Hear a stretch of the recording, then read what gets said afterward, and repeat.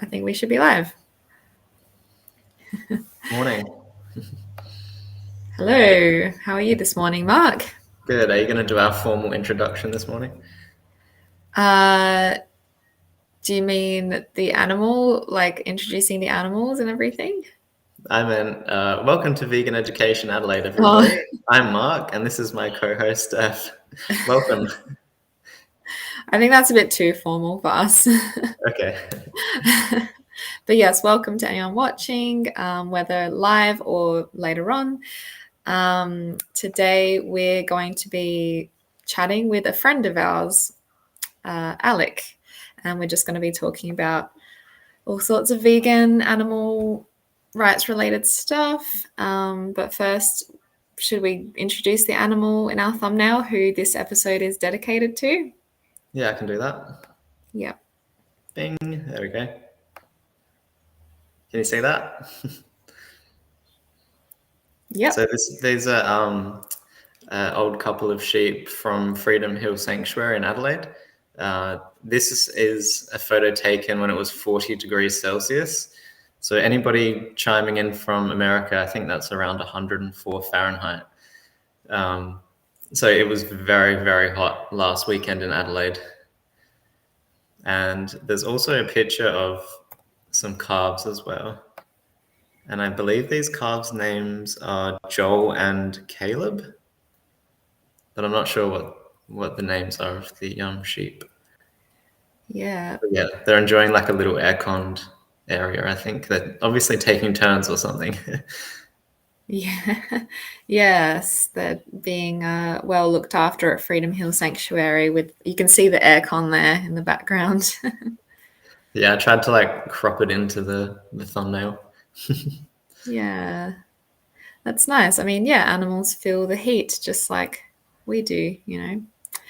Most farms and I guess where they would have been on a farm, they would not have had aircon. They probably would have been suffering a little bit in the heat, but yes, they're living a good life at Freedom Hill. What were the names of the sheep? Does it say the I'm name? not sure. They just said elderly sheep, Okay. but Caleb and Joel are the calves. Yeah. Nice. Good on you, Freedom Hill. Always taking care of their animals. Okay, so what's the interesting thing going on in Adelaide at the moment, Mark? Did we want to introduce our guest or go through that first? Yeah, okay. I don't think yeah, all right, we can bring Alec on. I don't think Alec has seen the art installation, but he might have something to chime in. All right, let's bring Alec in. Hi, Alec. Yeah. How's it going? Yes, good. So Alec is also in Adelaide with us. And how long have we known you now for, Alec? Probably. I think 8 years. I was thinking about this morning. So I think it's been 8 years, because I would have been, I don't think I'd been vegan very long when we met. We met at a vegan picnic. I can remember being new to veganism when we were talking. So it would have been in 2016. Okay, yeah, that sounds about right. Yeah. That would have been soon after I met Mark as well. Yeah, we must have gone vegan around the same time then, Alec. I guess so. Yeah. 'Cause I don't know how did you go vegan in 2016, 2015? Yeah, around then. It would have been at least 2015, Mark, because that's when I met you and you were already vegan then. So. Well, yeah, the start of 2015, I guess. Okay. Were you both vegan when you met? Yeah. So you kind of met through a vegan event or vegan activity or something? Yes, we met at a vegan dinner. It was at Zen House. Yeah, it was like a vegan dinner or something at Zen House. Yeah. For anybody listening from Adelaide, that's quite a common occurrence, people meeting at Zen House. Yeah. Well, it's gone now. The one that we met at in the city, it's not there anymore. But there's still one on Port Road. Yes, anyway, and we have Keystone Vegan Advocacy watching us today as well. Hello from Seattle. And They also said that they don't have AC, unlike the animals at Freedom Hill. All right, thanks for joining us. So, so there's something interesting in Adelaide at the moment, although I think actually it's not there anymore. But we have the Adelaide Fringe going on, which is a festival, I suppose, in Adelaide that runs for a few weeks, and there's all sorts of events and shows, and it's a very kind of artsy thing,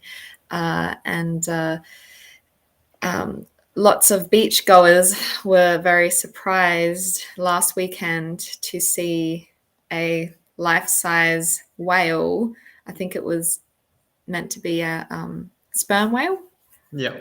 A juvenile kind of sperm whale on the beach. And it wasn't real. It was just an art piece, but it was very realistic. And there you go, a photo of it. Very realistic, and it was life size. And they even had it roped off, and they had like actors, I suppose, who were acting as scientists or researchers. And they were kind of pretending like they were taking samples from the whale, and they had a station, like a lab kind of station set up there and everything. So it did look very real. I guess when we went to go see, when we went to the beach, we knew it was there. We knew that it wasn't real, but I think a lot of people thought it was real. I would have thought it was real, I think, if I didn't know. Yeah. The pictures are pretty good. Like, I mean, that's pretty realistic. I'd be surprised that it made it up the Gulf to Adelaide beaches, but it looks very real. Yeah, pretty crazy. But yeah, we overheard. The actors, the volunteers. I don't know if they were actually professional actors, but they were like talking. Some of them were talking to the public, and they kept up their facade. Like they did not admit that it wasn't real. Like they were talking as if it was real. And so we overheard a lady talking to one of the guys there, and she was really upset. Actually, she was almost kind of angry, saying that they should cover the whale. And she was saying it's just like not dignified that it's just been left lying there. And so she definitely thought it was real, and she was upset that the people were just staring, and that the whale wasn't covered up and everything. So she was arguing with the guy about it, and shaking her head, and it was very annoyed. And he made the comment that most people, he said like, yeah, you're right, and most people wouldn't care about that, and most people don't even care about the animals when they are alive or something like that. Like he made a comment like that. It was interesting. Yeah. I wonder if either of them were vegan. Yeah, they did. Unlikely. Not that you can judge a book by its cover, but they didn't look like someone that would typically be vegan. She was I don't know. She looked like a typical Karen type person. I know plenty of good Karens that are vegan. Yeah, okay. Well, maybe she was then. But yes, so that was something interesting this last weekend that we saw. Yeah, it was really.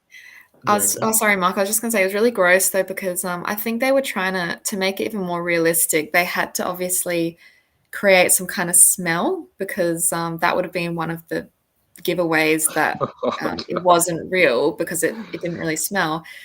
And so I noticed that they had buckets, just like plastic buckets, just distributed around the kind of outside.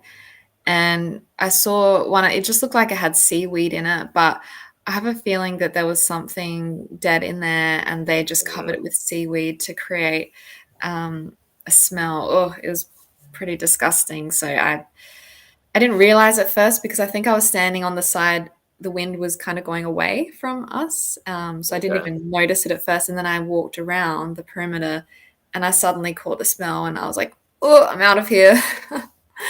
Yeah. So It that really, wasn't. really went all the way with the realism there. I wouldn't have even thought about the smell if it was missing. But Yeah. Yeah. So, well, that part of it, yeah, wasn't great. But yeah. So I think the message behind it was meant to be. I read quickly through an article. I don't know if this is right, but I think it was kind of a bit of an environmental message, because a whale being beached, is quite a what's the word, stark kind of reminder of, well, I don't know. It's just a very shocking thing to see, I suppose, and also something that people usually take as a indication of things that aren't really right in the sea, in the environment. mm, Yeah, so it says the beaching of a whale has always been a solemn yet captivating event. Whale is a gigantic metaphor of the disruption of our ecological system, embodying the feeling of disconnection between humans and nature. The game between fiction and reality comes to life in this tactile tragedy on Glenelg Beach. So yeah. What were you going to say before, Mark? I was just going to ask Alec if he's been to any Fringe shows this year. no, not yet. I haven't actually. Yeah, we I think haven't. today's the last day, isn't it? Or was it yesterday? I think today's the last day. Yeah. Yeah, we haven't really been to, other than seeing this at the beach. Yeah, we went to a singing event last night, like a local choir. Oh yeah. It was okay. Yeah, it was all Okay. right. It was quite a small. I was thinking we should get a singing group together. We should do that and do a performance. Yeah, we should. That would be fun. Yeah, I'd do that 100%. I'm not involved in that by the way, if anybody's listening. How's Mark singing, Steph?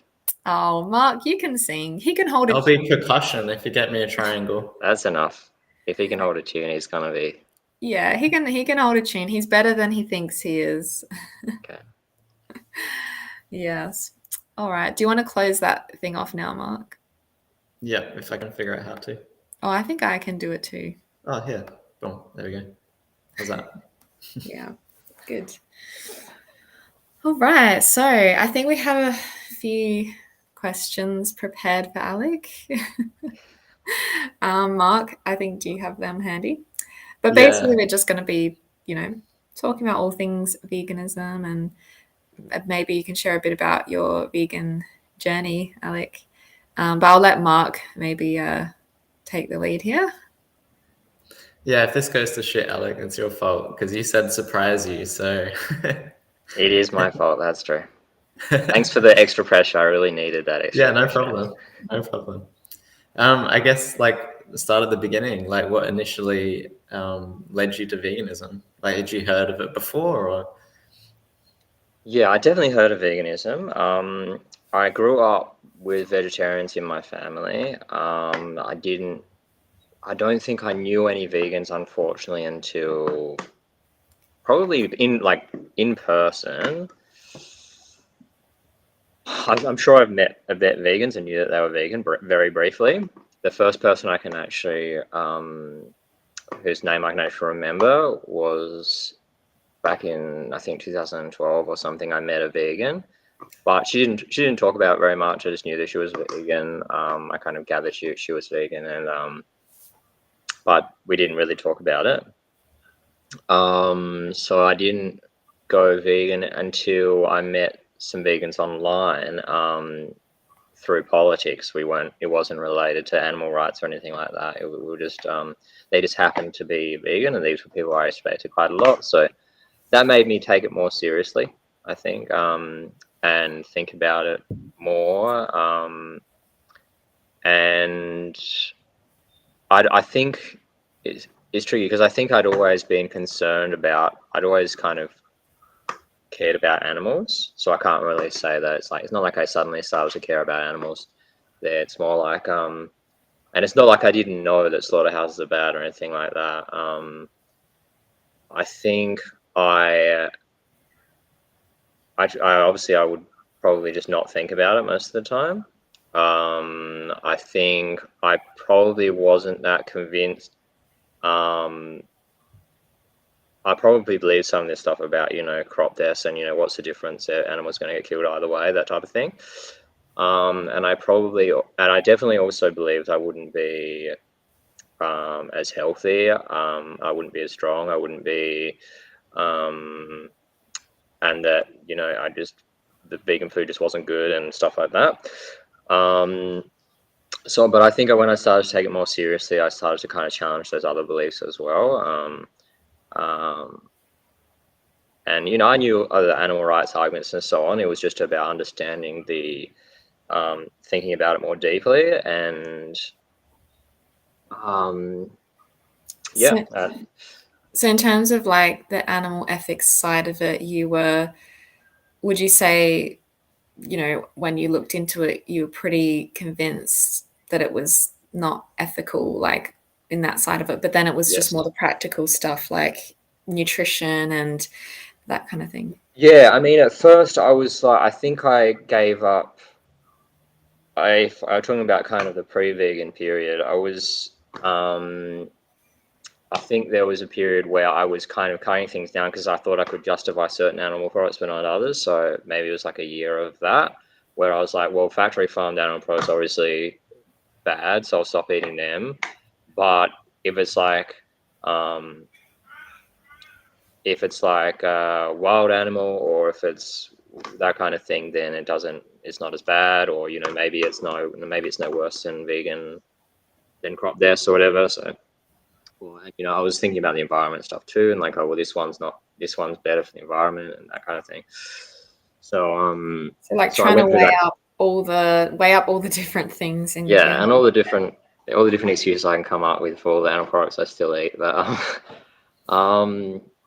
yeah, eventually I realized that, I came to realize that, I don't need to, I don't need any of it. And I don't really have a good reason for including any of it. So, I listen to all different arguments about different specific animal products and what goes on with specific things. And at one point I had chickens. I remember I had chickens of my own. That was actually probably a big thing that I kind of forgotten about.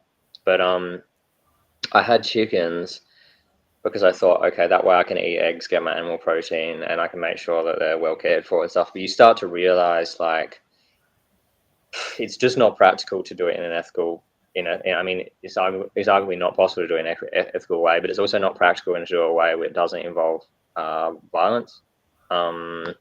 There's always going to be, you're buying females from someone who's killed the males. The females stop laying. Are you going to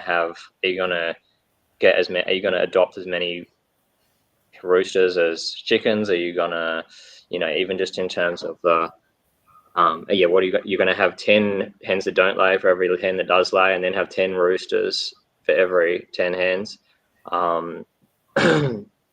It just becomes obvious it's not practical to do it in a way that doesn't involve violence, and or doesn't in some way support violence. And it's just, you kind of realize that the whole idea of using animals is kind of a silly idea and kind of disrespectful. So I think that kind of made me realize that, I just need to stop finding ways to use animals well, and just stop doing it because it's not needed.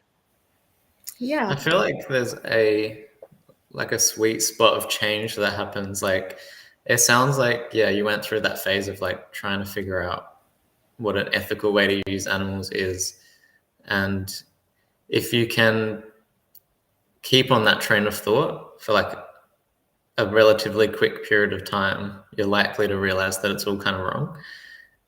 Whereas maybe people that kind of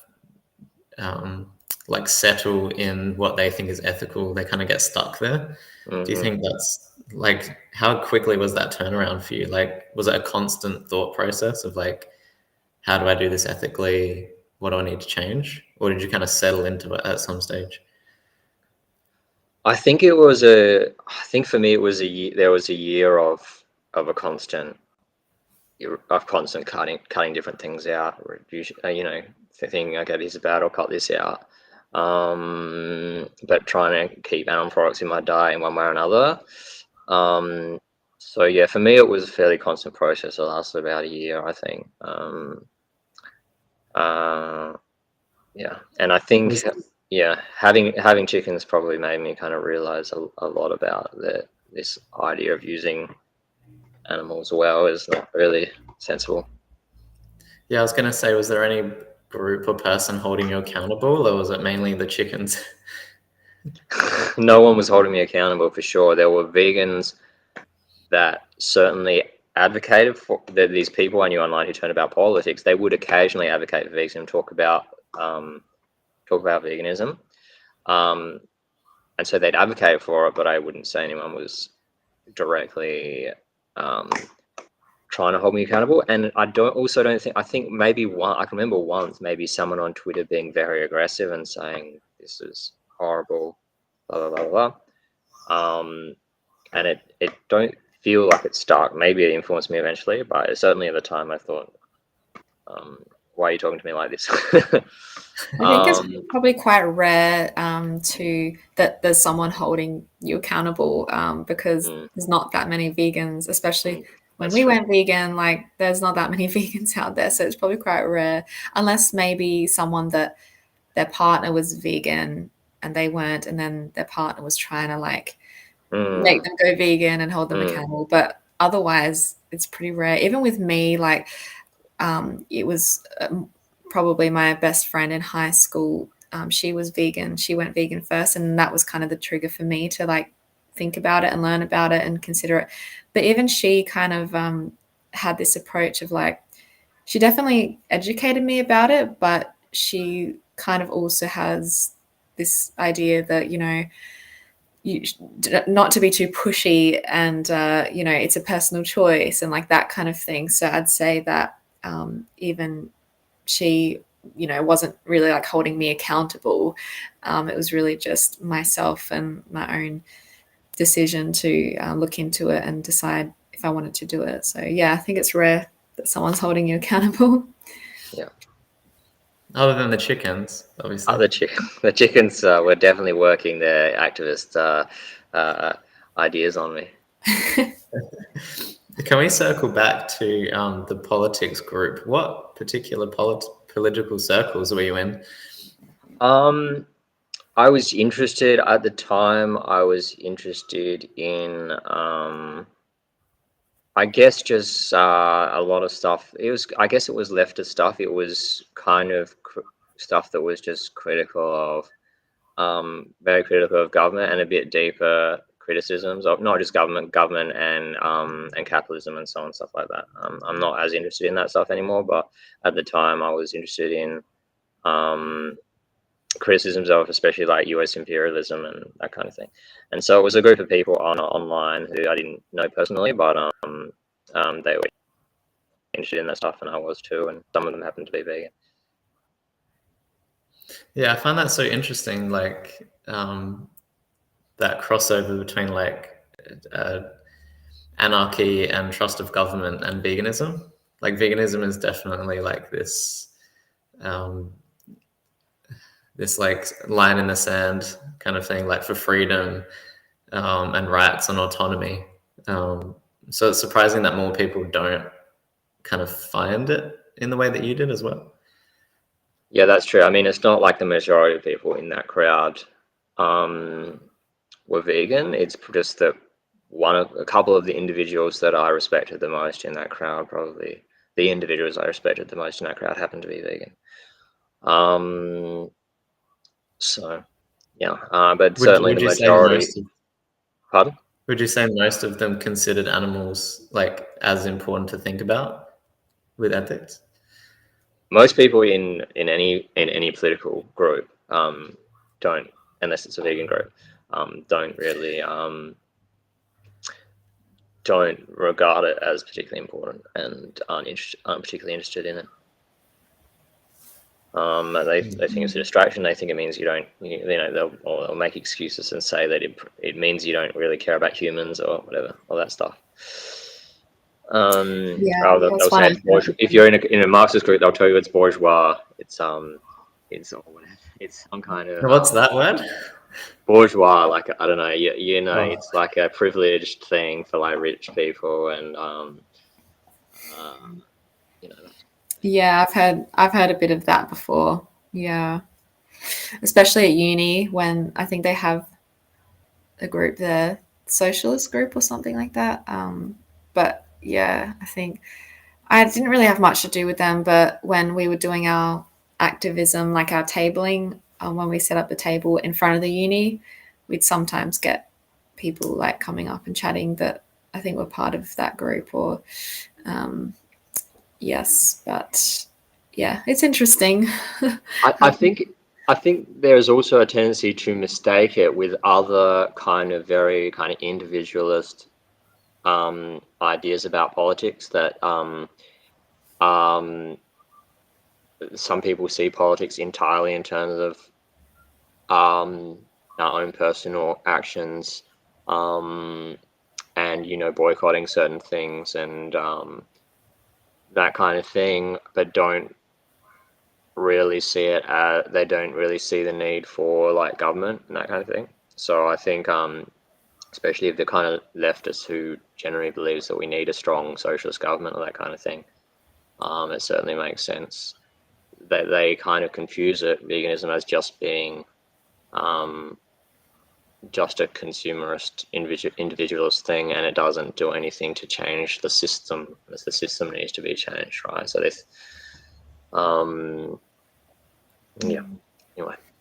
Yeah, That's interesting. I've never heard of that before. Yeah, I don't know. I don't know much about. Maybe we should get one of those people on to interview them.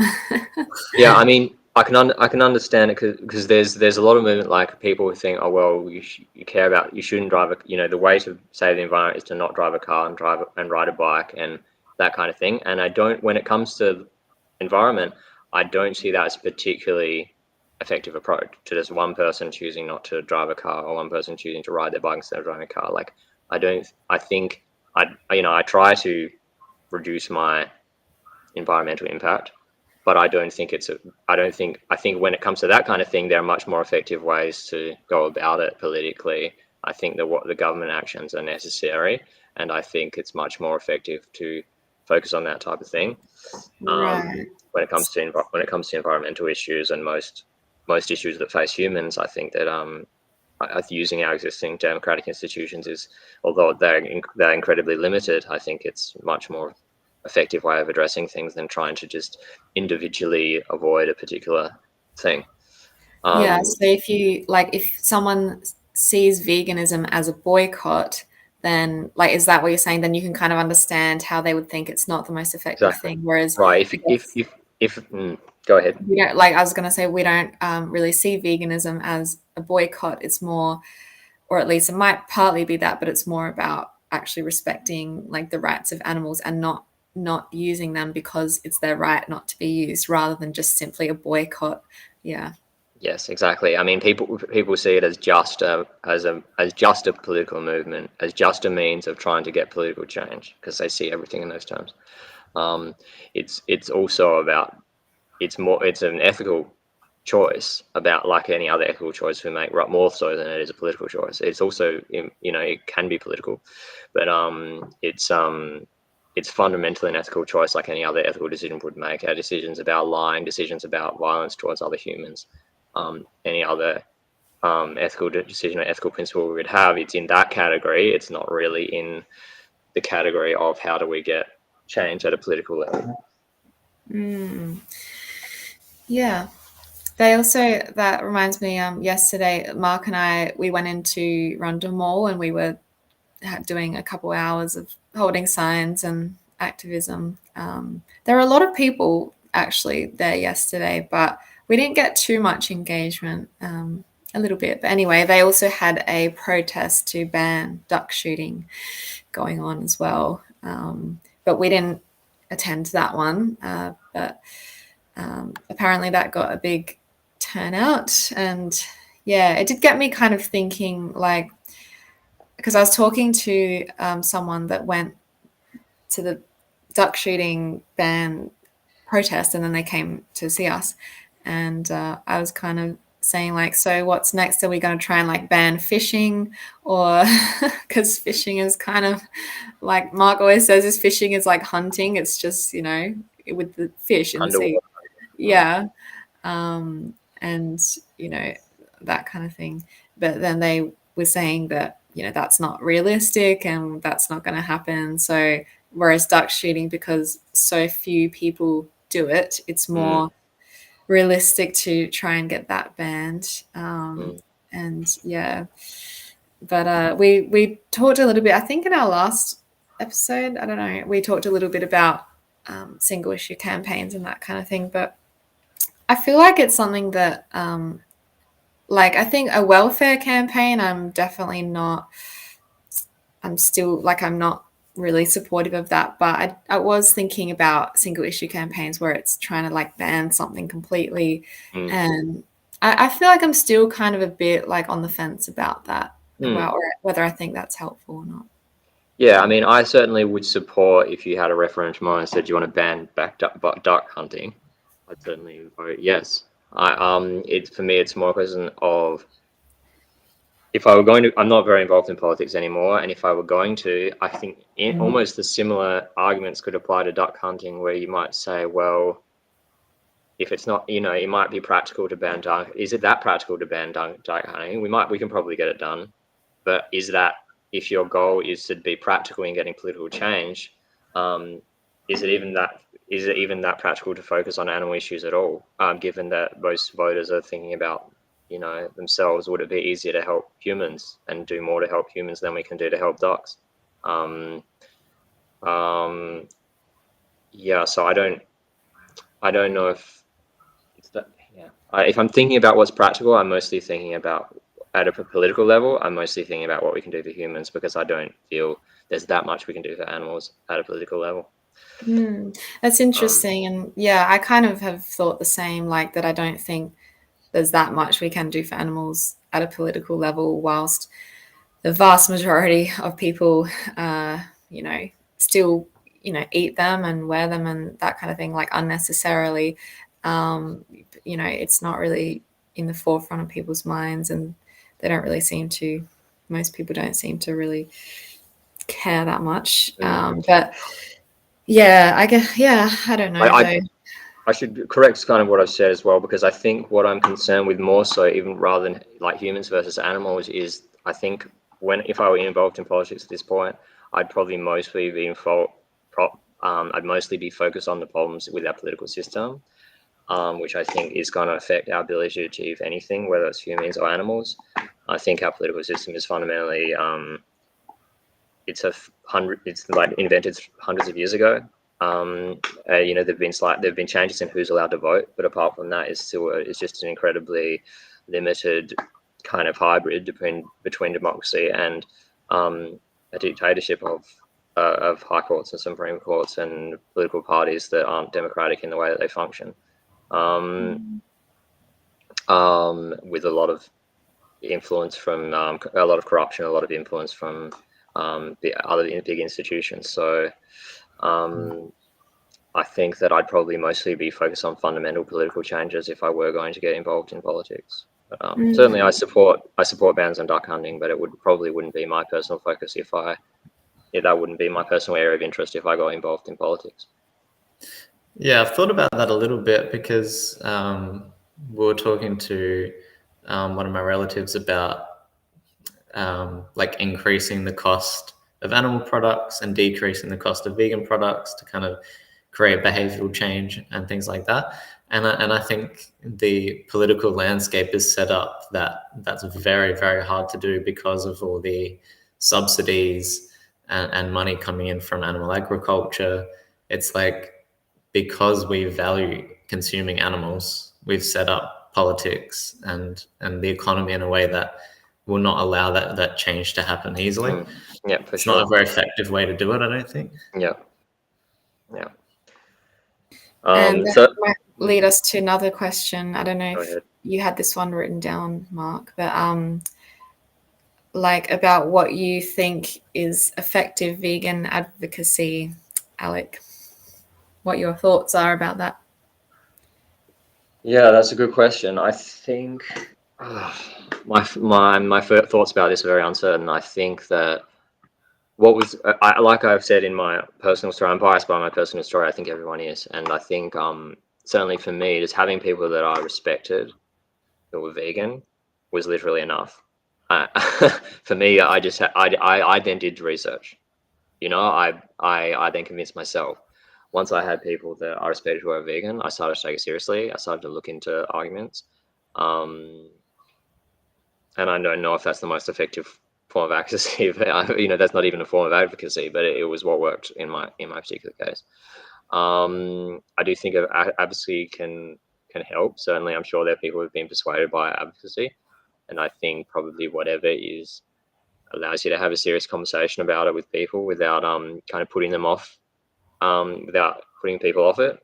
Whatever allows you to kind of talk them through it, talk them what the obstacles are for them, what are the mental obstacles for them. I think that can be very effective. Just talking to people and with a genuine curiosity, not just rhetorical questions, but genuinely trying to understand what is the obstacle for this person, what is getting in the way. But I found, like, when I came out to do vegan advocacy, the most recent time that I came out and Rundle Mall, I hadn't done it for a long time, and I feel like we had very little interactions, but I feel like the most effective interaction, it was mostly about him understand that I'm not an enemy. That was the vast, like, I feel like I had a really good impact on that guy. I don't think he necessarily went immediately vegan, but I think his position towards veganism like really improved as a result of our interaction, simply because he came up quite aggressive, somewhat aggressive, but I wasn't intimidated. He was a bit funny, but he was a little bit aggressive, and reading out from his phone this argument against veganism. And so I just walked up and I said hi, and I asked him some questions. I made him think about it a bit more. I made him challenge if he's so confident that he's right and about this, and I just talked him through it, and and I was just trying to be as reasonable and but I was still firm in my beliefs, but I was just trying to have a good interaction with him, and I think his position really showed, and he walked away giving me a compliment. You're a real gentleman, blah blah blah, and he walked off, and I just know that's going to be more effective than just going at someone and having them get defensive and that kind of thing. So that's all I would really say about that. I think certainly those kind of interactions are really important, and they can certainly seem to bring people a lot closer. I've had persuaded people who were maybe vegetarian already that they could perhaps go vegan. That kind of thing.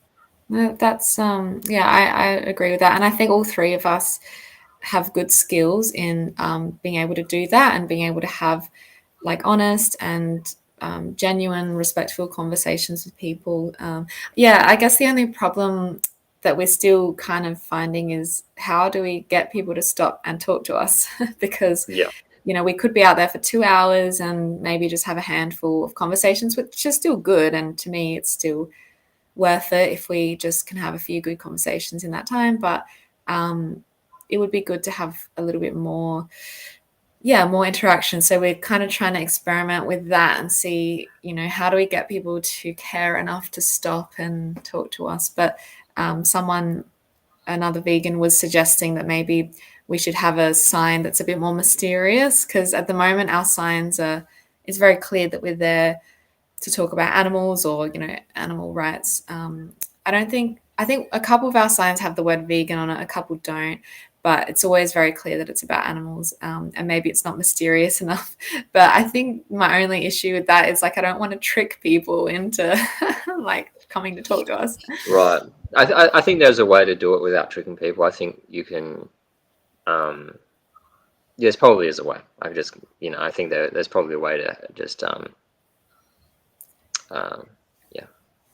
But Yeah. you have to experiment with what works, I guess. And Yeah, and I do think the online world, though, it does feel like you can have a lot more reach online as opposed to in person. So, but again, that's not for everyone. Like, yeah, and uh, I don't know how I'd go about that. But what do you think of people like Joey? Have you seen much of like Joey Carbstrong, who was an Adelaidean himself back in the day? yeah. Or Earthling Ed. Mm. Well, there's my personal feelings. I just personally like Joey. I don't always agree with the way he approaches it, like everything he was. I do think sometimes he's a little bit aggressive. Sometimes his questions aren't genuine. It's just a rhetorical question, so it still comes off as aggressive. He gets in people's face and he gets reactions and he gets attention, which gets more people watching his videos. So it's justifiable. It's not how I do activism if it weren't for the views. You'd want to do it in a much more polite and friendly way, which I think most people probably would. But sometimes he does really good advocacy. I think sometimes he makes really great points, and a lot of people end up seeing it. So I think overall it's pretty good. Yeah. Yeah, it's not black and white, is it? Like some stuff he does is great, other stuff is a little bit like, uh, like yeah, a bit of like some publicity stunts. Like I don't know if you saw, but him and a group of activists, they kind of stormed a it's like Sainsbury or something, like a meat production company or something in the UK, and they were just yelling and yelling at the workers at Sainsbury, saying how can you abuse pigs like this and that kind of thing, which I don't really like that approach that much because it's again, it's not really the workers at Sainsbury that are the problem. It's the people who are actually eating the pigs, and which I'm sure they do too. But like, it's still just trying to put the focus on like the industry rather than the actual consumers. And I just Yeah. think that's such a problem. Like, it's not the industry, but it's probably just a publicity thing to I don't know. I mean, I know a lot of vegans hate my take on this, but I do think that image matters. I think pragmatically, image matters. Vegans have this edit, well, it doesn't matter. We're right. We're doing the right thing. We're standing up for animals. But for me, I think in pragmatic terms, image matters a lot. It matters how people perceive vegans and how people perceive veganism. So even if they were right to say what these workers are doing is wrong, even though you're morally right, is it actually helping? I don't think so. I don't think it's necessarily the best way. I mean, it's hard to say because it gets attention, but I mean, I doubt it. I'm not comfortable with it, and I think it could easily backfire and could be having a really detrimental effect. If anything that really just makes us. Like I said, I went vegan because there was a vegan that I respected. If I regard vegans as not respectable in general, as unpleasant people, as unkind people, it's going to put me off, if anything, personally. And I think and it's true of most people. A lot of vegans might not be like that and might not care, but I think most people, it's not going to help. Yeah, with your story, was that when you were with us next to the Moles balls? Yes, it was. Yeah. Do you remember that guy? Because the guy was next to you. I remember there was a guy next to you, and he was getting very aggressive towards people. Like one of the vegans helping us. Do you remember that? I remember that too, and it was basically the opposite approach to what I'm talking about. This guy came up. It was a different guy who was probably even more aggressive than the guy who I talked to. But I could have happily diffused the situation if I'd been allowed to talk to him. Unfortunately, the guy next to me was getting into an argument with me, and he kind of regretted it later. He felt bad about it, but yeah, they just got into an argument. The guy came up, the anti-vegan came up, and he was like, what about abortion? You guys support abortion. The guy next to me happened to not support abortion. He happened to be a vegan who also thought abortion was wrong. But they got in an argument about just a very aggressive and argument where they're both being defensive and both kind of being aggressive, and it's just not productive. And I could have turned it into a productive conversation, and he could have if he'd taken a more approach of not trying to argue and win an argument with this guy, but trying to actually almost befriend him, but while sticking to your principles. You don't have to give up your principles to be friendly and respectful and win someone over. So yeah, getting that balance right is hard, but I was disappointed by that, because I knew that if I'd talked to him, I could have probably got a better result and a better got the conversation onto veganism in a kind of more thoughtful way. Yeah, you've touched on two things. Like, I think, unfortunately, the position that vegans are in is we have to hold ourselves to such a higher standard, and being respectful even in the face of adversity. Like, that's just the nature of being like a minority group. You have to hold yourself to such a high standard because people are watching, and you don't know how many tens of people are watching your interaction, Alec, and judging veganism based on how you were speaking to that guy. You know, if you were to get sucked in and started yelling, then that would be an easy way for them to just dismiss all your like valid arguments, etc. Yeah. The other thing I think you touched on as well has escaped my mind, but I'm sure it'll come back to me.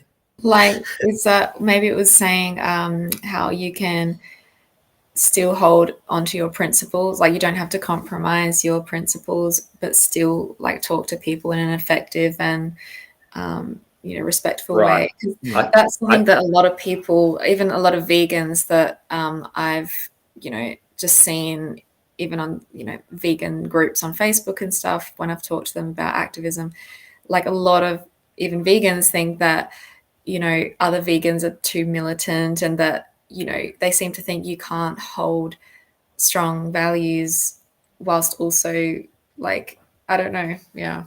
Yeah, I know what you mean. And in that there's people who kind of go to the opposite extreme to what we're talking about. I'm not there's people who think they're opposed to all forms of advocacy. There's also people who will water down their advocacy to make it not really vegan anymore, to be less threatening, or to make it, we're trying to be more approachable and appeal to more people. And I don't think you need to do that, because it's fundamentally about more superficial things when it comes to being respectful. Is just being polite, and it's more about your demeanor than it is, and your way you approach it, than it is about principles. You don't have to compromise principles of veganism. That's kind of the thing that can stay the same.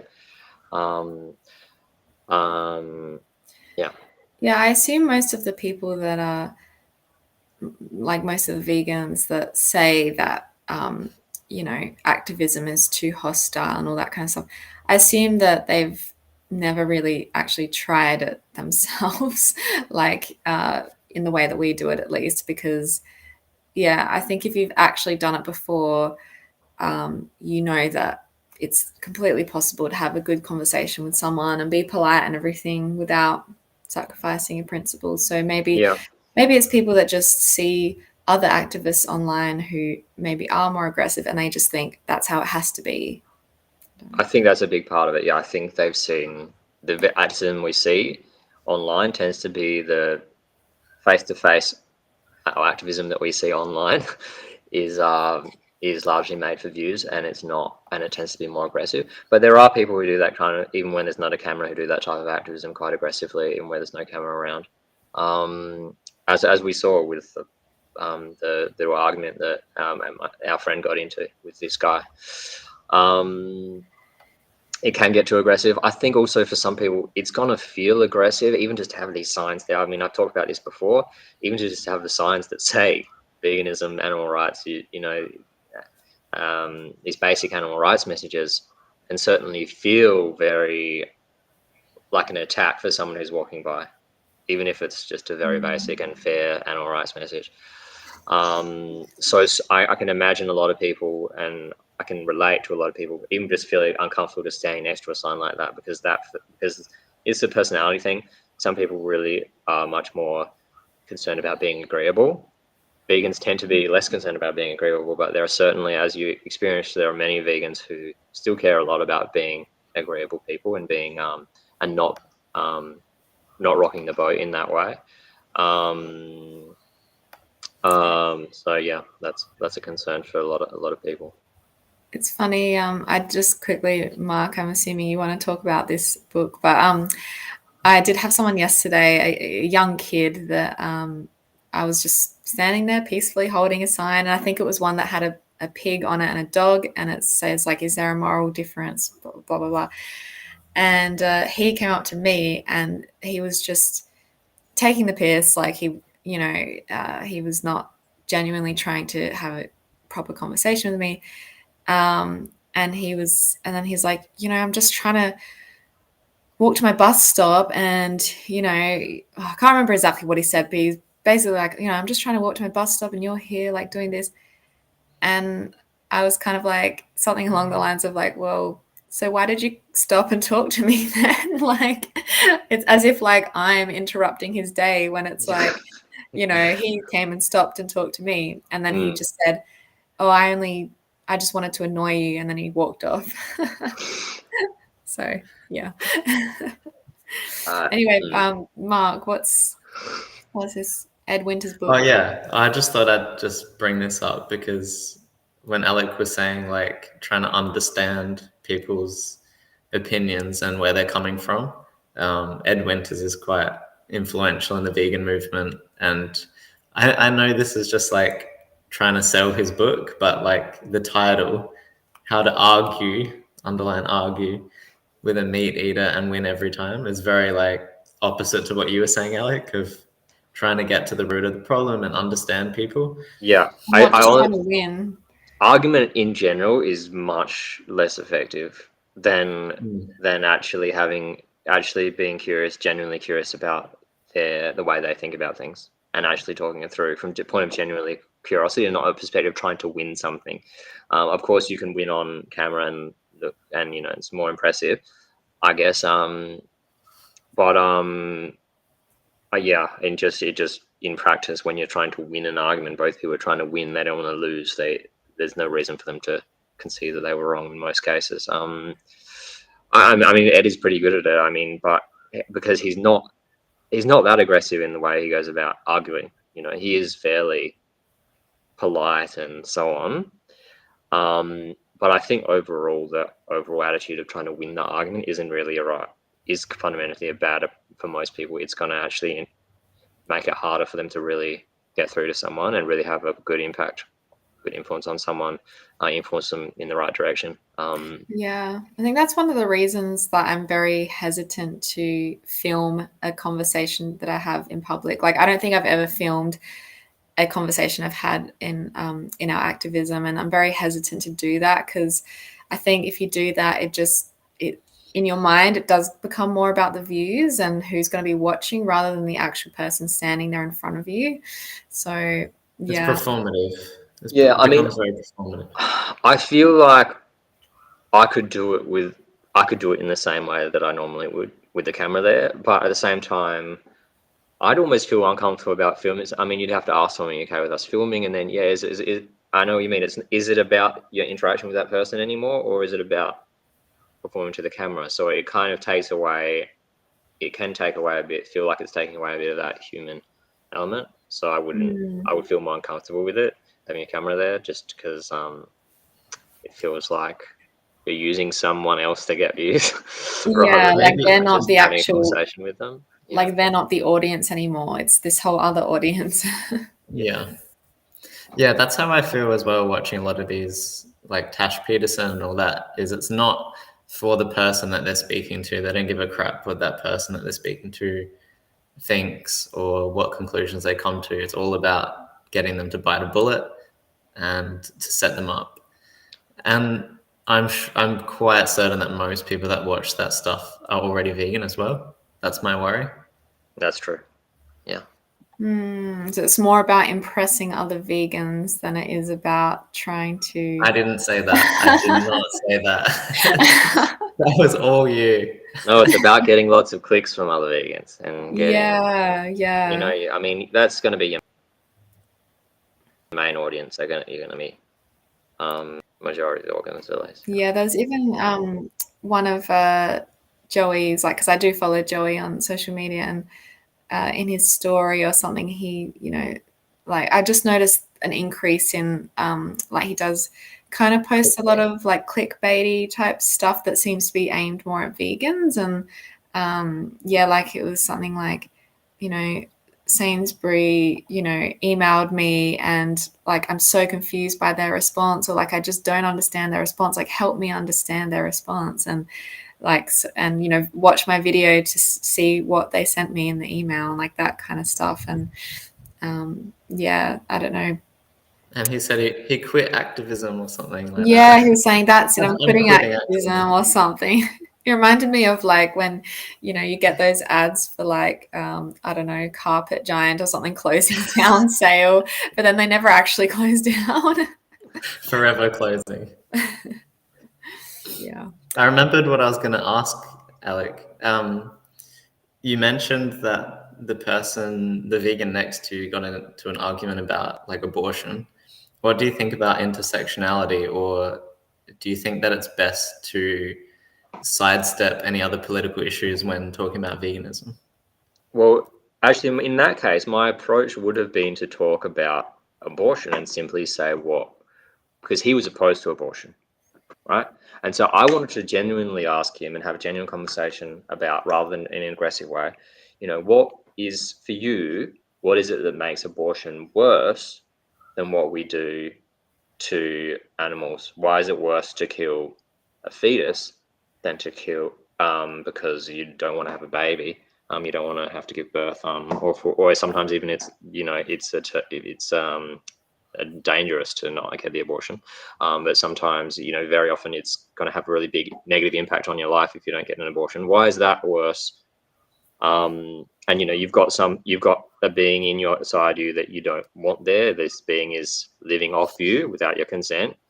Why is that worse than killing a cow?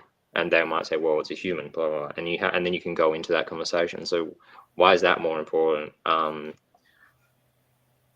all the other differences? And I think you can use that to kind of get them to think about their values. I know people who are pro-life, or not necessarily pro-life, but opposed to abortion once the child is sentient, once the baby is sentient, which happens after, I think, a couple of months, at the latest, and they believe that after that point it's like it's like murder, so it's wrong.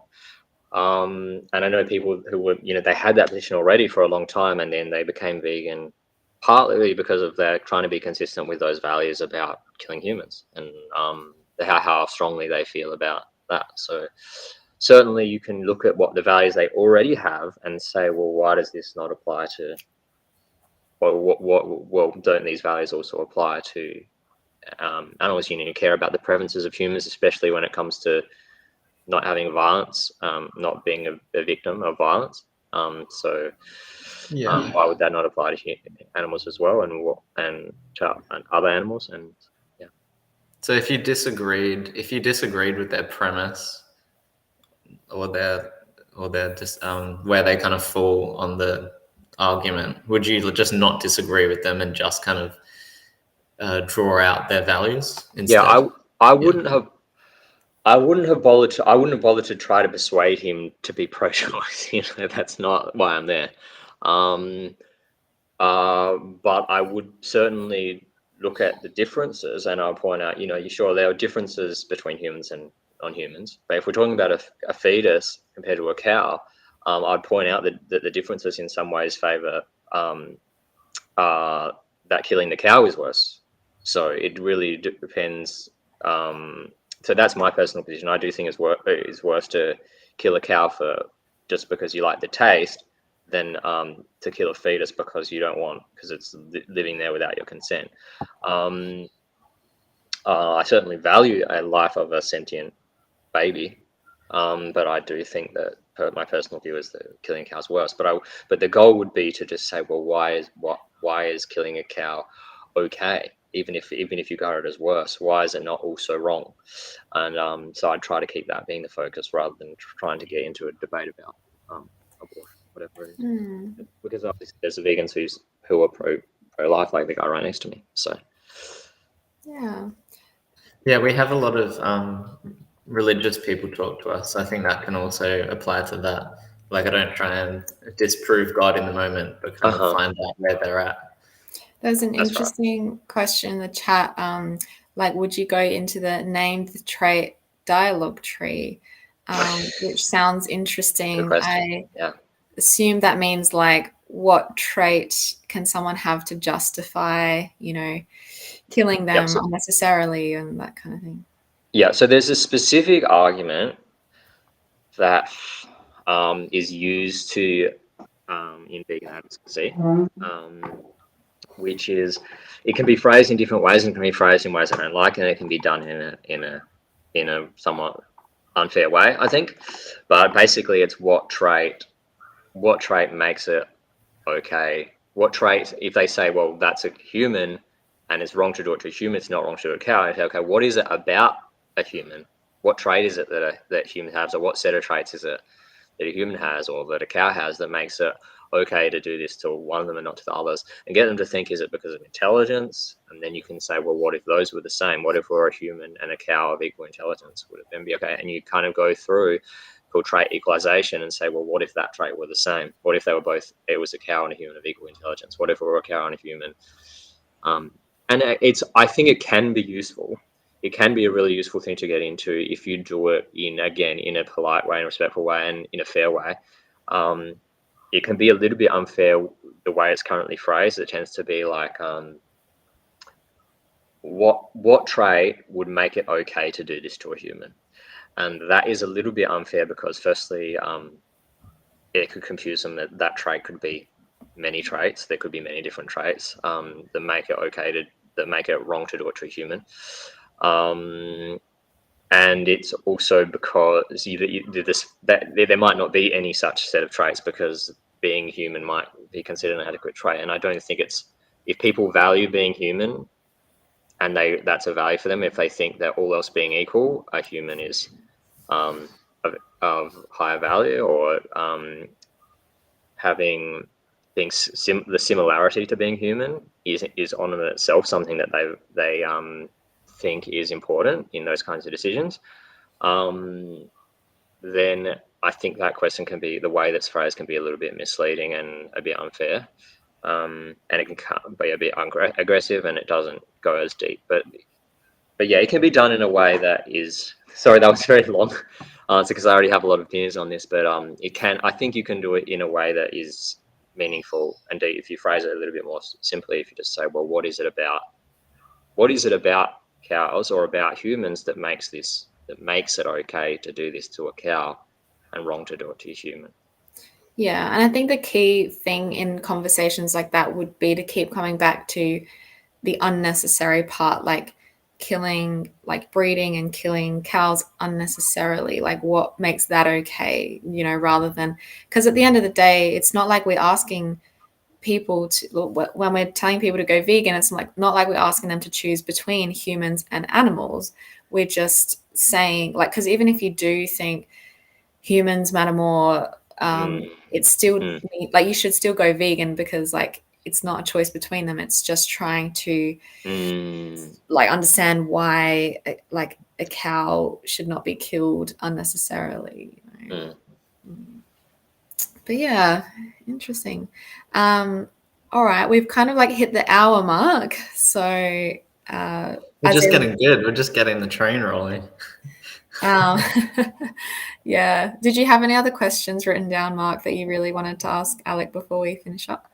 Are you vegan for the same reasons today as you were when you started? What are some challenges I've got heaps. How do you navigate social situations? What advice would you give to someone who's just about to go vegan, already vegan, or a long time one at a time. Just let me plug my computer in.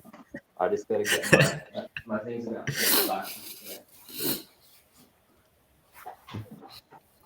Maybe just pick two of those, Mark. I got a good one. I promise. Just I've got pick, a good one. Just pick 2 because we don't want to go too long. Where's Alec gone? I'm just He's run away. plugging in my power. It's not going to be that long. No, it's about to. My laptop's about to first power. So, hey guys, Steph. All right, you ready? Yeah. Okay. What idea do you hold that you would like to propagate to other vegans out there? So, like, an idea that maybe you think is quite unique that you would like other vegans to understand. I hate doing that. I don't want to do that. Yeah, because I think I've already done that in this video enough, and I think that yeah, we will have opinions on how it should be done, and but I guess what we've been saying already. Yeah, I mean, I think for me, we have to take into account just we have to be pragmatic about the fact that it's not just about being pragmatic, but firstly, we have to be pragmatic about the fact that it does matter how people see us. It does matter if people see us as respectable, which includes things that should, like being kind. And, I do think that obviously we should be kind for other reasons too, which is about being respectful fundamentally. And you can respect someone without respecting their you can respect someone without respecting a specific decision, and at the same time, you can do advocacy for the opposite group of vegans. You can do advocacy without getting in people's face. It doesn't have to be in this aggressive way. So there's a kind of middle ground here. I think we can find where we can do advocacy as much as we can, as much as we have the energy for. I guess, and try to do it in a way where it feels okay for us, and I think it's going to feel better for most people if we're not getting people's faces, and if we're just trying to have good interactions with people. Yeah, that's really good. Yeah, I have heard as well, like a lot of people doing the whole yelling activism, and they say that they feel very tired afterwards. Like it's very emotionally draining, and I think that almost damages your soul in a way, like being that way. Oh, I can't imagine. I mean, yeah, I've only done the gentle tabling stuff, and even that can be depressing and tiring, and but like it would be so depressing to be involved with, like, going to do a pig save and not saving any pigs, and that kind of thing. I mean, it would, and also being aggressive, being taking energy. It's going to take so much energy. It's going to make you feel bad about activism, and it's people can keep doing it. I don't know how they can keep doing it, but most people, including most vegans, aren't going to be able to sustain that. So you have to find a way to do it where people enjoy doing it, and where people or at least it's not too unpleasant. But ideally, you want to find a way where people actually enjoy doing it, because then they'll do it a lot more. So. All right, Mark, have we got one more question? Oh, again, another question. Oh, okay. I've got like 50. Just choose one more. That was my one question to rule them all. Oh, okay. But that was a good summary, I think. Thanks, Alec. Like, I think I'll definitely try and take that on board. Is not trying to win the argument, but trying to understand where they come from and kind of use their values that they already have to kind of, like, veganism is quite logical. Like, I think most people's values are congruent to veganism, and I think it's just kind of like shining a light on that. So yeah, I'll definitely give that a crack. And letting them figure it out, because that's much better for everyone. If they figure it out on their own. If it's an argument, they're concerned with not losing the argument. If it's about helping them to think about it, then it's a completely different. I think it's just much more effective, and it's much better experience for both people. Yeah. All right. Well, we can wrap up there then, maybe. Thanks so much. Thanks for joining us, Alec. It was really good to chat with you. It's always great to chat to you guys. Thank you Yeah, very thanks. Really appreciate it. And so I don't know next week, Mark, whether we are going to do another episode, whether it's going to be on Saturday or Sunday. We have to figure that out. We were doing it on Saturdays, but now there's a yoga class that I really wanted to attend on Saturday mornings. So We're trying to get buff. by doing yoga. Yeah, it's tiring. Yeah, so I don't know. We might be on again next Sunday. You gotta eat more, Mark, if you want to get buff. Don't tell me that. He already eats a lot. I eat so much. He always finishes my food. Is it what kind of food though? Is it just rice or? I'm on the protein powder now. My cousin got me onto it. Oh, it's hard to eat, isn't it? Though protein powder is kind of No. hard to eat, isn't it? Oh, you don't find Overnight it hard? oats. Oh, 'cause you got Overnight like oats. It tastes like pudding, like chocolate pudding. I swear to God, Okay. it's so good. Okay. All right. I'll send you my Sounds about recipe. right then. Combine it with yoga and you'll be buff anytime. Yeah. I just feel buff eating it. I think that's good enough. Yeah. That's what matters. All right. See you, everyone.